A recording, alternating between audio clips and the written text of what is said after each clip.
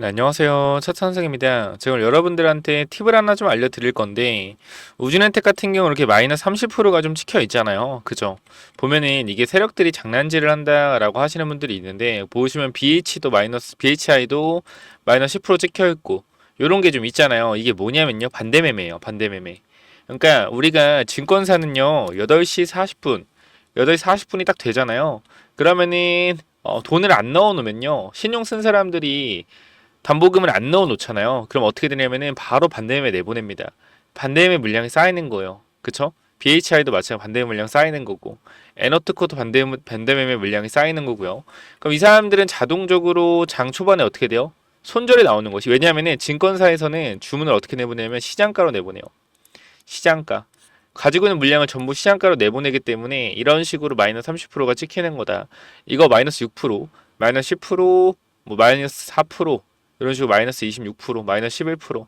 그래서 이걸 모르시는 분들이 세력들이 장난질한다라는 말씀들을 많이 하시는데 그게 아니라 장 초반에 이런 것들은 신용을 쓴 사람들이 반대매 물량이 시장에 나오는 거다. 라고 생각을 하시면 됩니다. 그렇기 때문에 장 초반에 반대매 물량이 무조건 나오기 시작하기 때문에 그 물량을 받아서 끌어올리는 거죠. 누가? 기관과 외국인들이. 이런 걸 굉장히 잘해요. 그래서 지금 일단 원전주에서 신용 쓴 개미 투자자가 이제 죽는 자리인 거죠. 지금 구간이. 그렇기 때문에 이 사람들이 죽게 된다는 뜻은 뭐예요? 신용 미수가 털린다라는 거예요. 신용 미수가 털린다. 신용 미수가 털리면 어떤 일이 일어날까요? 주가가 올라가죠. 많이 들어보셨을 거예요. 신용을 털고 간다. 그쵸? 거의 이런 내용들이라 보시면 돼요. 그래서 제가 어제 두산도 말씀을 드렸지만 거래량이 많이 줄어들고 있잖아요. 오늘 다른 원전주에서 신용이 다 털리는 모습을 볼 겁니다. 신용이 털린다라는 것은 주가의 반등을 의미하고요. 이 두산 에너빌리티도 마찬가지로 계속해서 흐름을 보시면 알겠지만 올라갔을 때 21선을 지키고 61선을 지키는 모습을 보여주기 때문에 지금 구간은 그때처럼 61선과 21선 사이에 위치가 되어 있는 구간이고 거래량을 보셔도 알겠지만 첫 번째 거래량보다 어떻게 됐어요? 거래량이 줄어들고 있죠.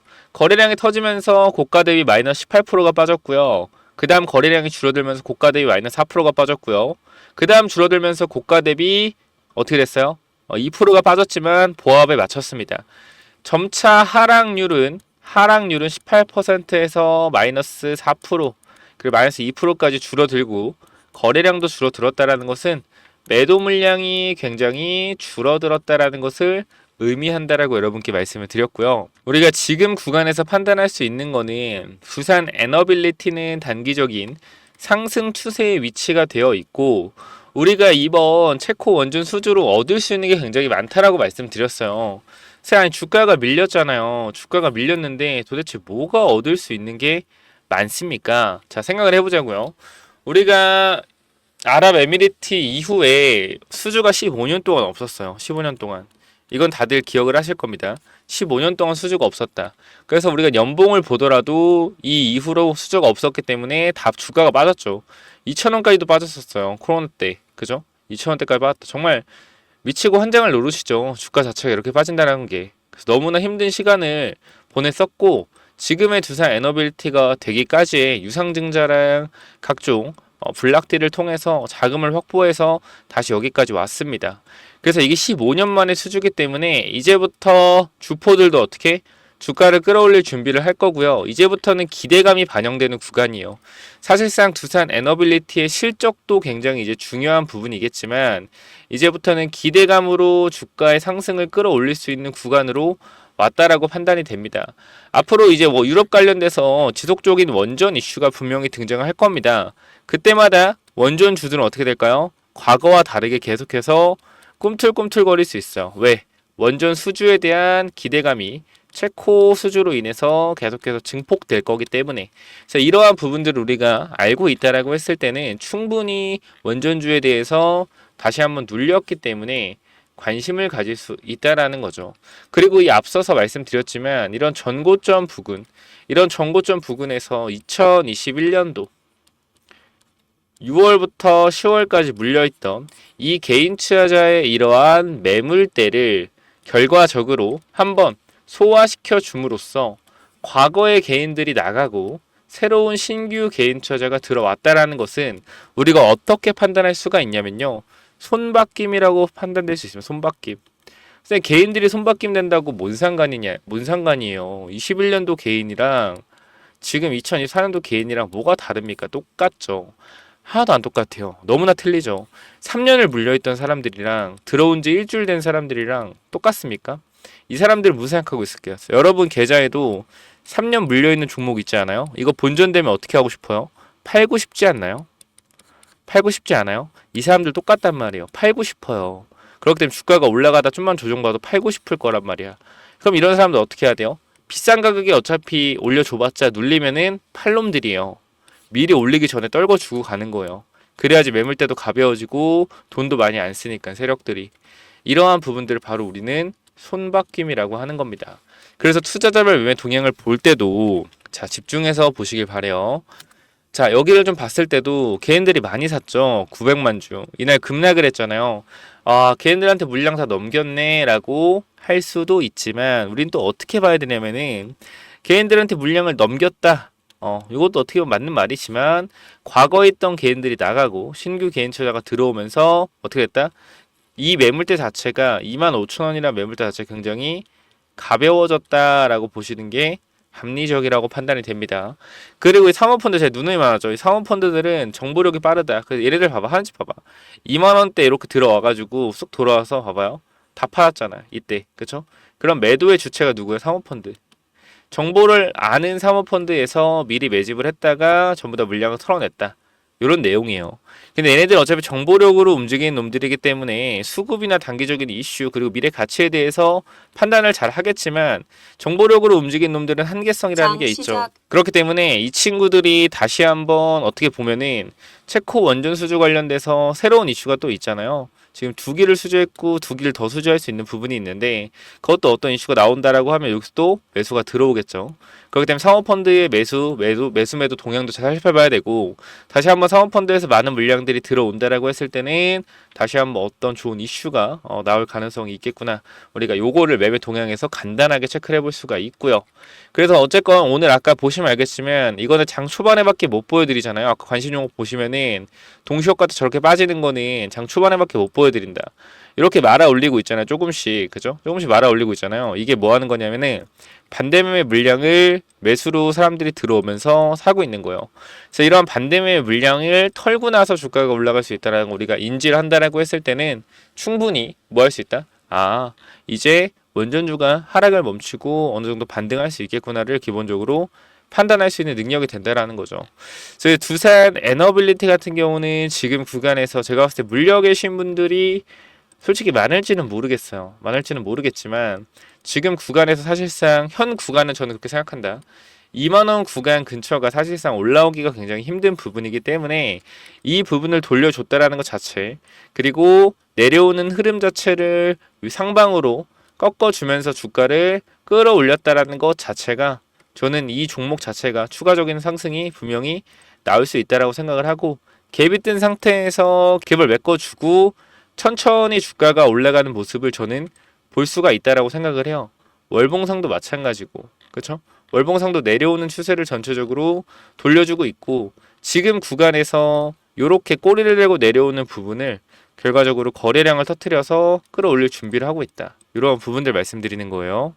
자, 그래서 일단은 이러한 부분들 때문에 원전주는 제가 계속해서 관심 있게 지켜봐야 되고 이런 올라갔을 때는 우리가 뭐예요? 올라갔을 때는 매도 타점이고 내려갔을 때는 기회다라는 거 절대 잊으시면 안 되고요. 이날도 우리가 보면은 고점이 25,000원이잖아요. 그죠? 고가권이. 제가 이날도 정확하게 여러분들한테 이 매도에 대한 관점에 대해 설명을 한번 드렸어요. 어떤 부분이죠? 요런 부분.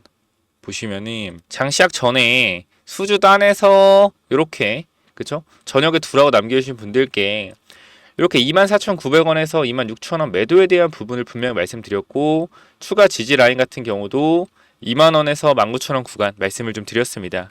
원전 수주 관련 모멘텀 발생 그리고 장기적 우상의 흐름 예상되나 단기적인 매물대 아까 말씀드렸던 우리가 2021년도의 매물대를 분명히 기억을 해야 된다라고 말씀드렸고 그 부분에 대해서 이 매도라는 관점에 대해서 말씀을 드린 겁니다. 자 그래서 지금 구간 우리가 확실하게 대응하기 위해서는 다시 한번 매수 매도 타점에 대한 정확한 타점 받아가시기 바라고요.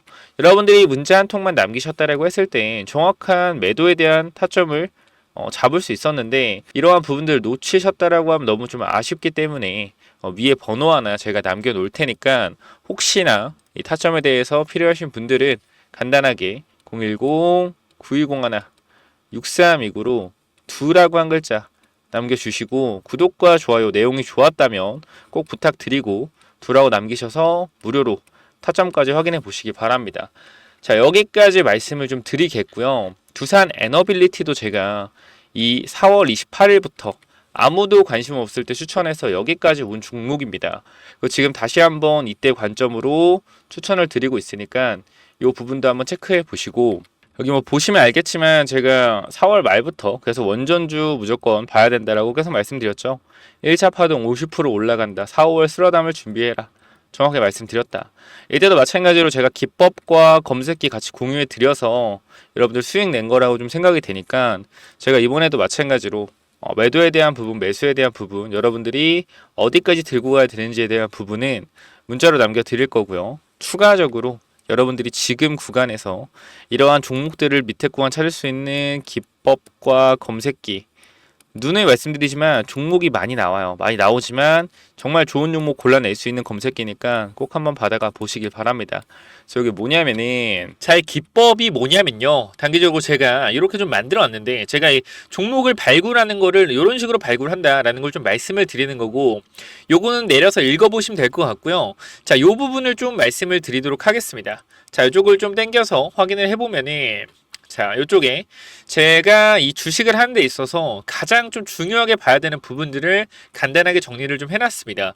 세력들이 매집하는 원리를 알아야 버틸 수 있는 힘이 생긴다라는 건데, 주식이라는 건 항상 변동성이 있기 때문에 이 변동성에 저점 부근에 매수를 해야지 올라갔다 내려갔다 올라갔다 내려갔다 할 때 이 가장 저점 부분에 잡아놔야지 변동성에 견딜 수 있다라는 건데, 만약에 이 변동성의 중간 부분에 잡아 놓더라도 세력이 매집을 했다라는 확신만 있으면 내가 버텨갈 수 있다라는 겁니다. 자, 모든 주식에는 세력이 존재하고 그 세력은 개인일 수도 있고 외국인일 수도 있고 기관일 수도 있죠.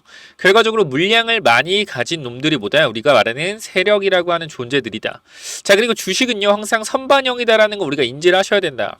왜냐면은 에코프로 한번 보자고요. 에코프로 주가가 10만원에서 150만원 갔다 어디까지 빠졌죠?